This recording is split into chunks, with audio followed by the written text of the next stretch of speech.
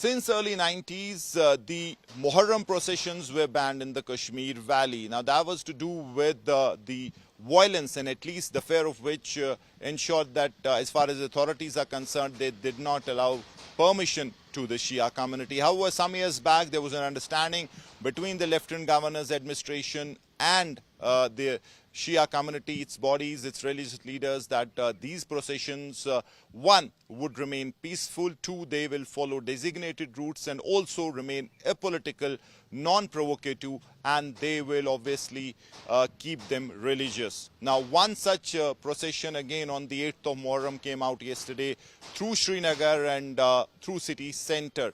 But what really triggered controversy was the fact that in this procession there were pictures of Iranian leaders, there were Iranian flags, and also as far as Hezbollah is concerned, which is considered to be the proxy of Iran that it has used against Israel since ages, their flags were also displayed. The slain leader Hassan Nasrallah, his pictures were also seen. So that obviously triggered controversy and also brought Jammu and Kashmir police, the administration and the scanner, as since they had given this permission. So obviously there was a meeting and there were certain guidelines and certain there was an understanding as to how this will proceed. So obviously it seems that some people at least in that crowd and in that procession did not follow that understanding or that what was decided in the meeting and did what they did.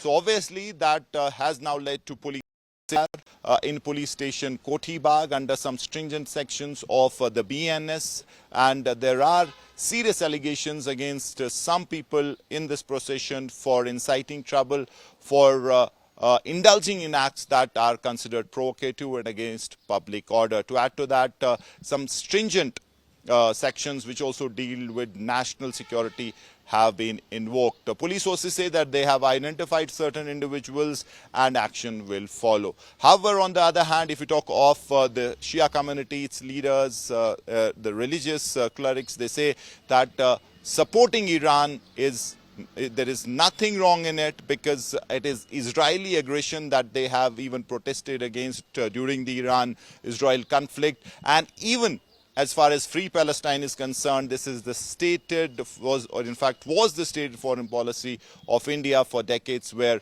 it always supported a cause of Free Palestine. So what they have done is nothing wrong, and the administration and authorities have gone increasingly intolerant.